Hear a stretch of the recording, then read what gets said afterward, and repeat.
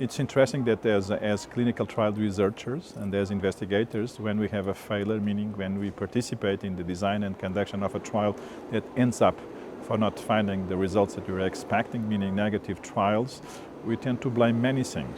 We blame the scale, we blame the dose that we used. Again, we blame many things that justify that failure.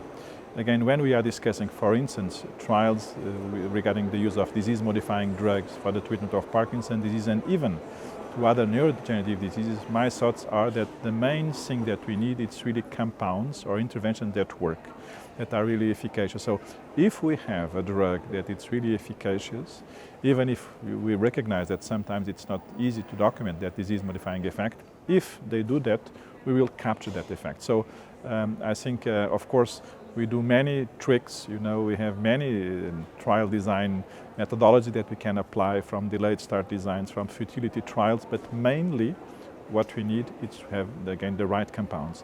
The other thing is to be able to conduct the early stage trials better. The problem is when we have a negative trial, sometimes we are not even sure why that failure occurred.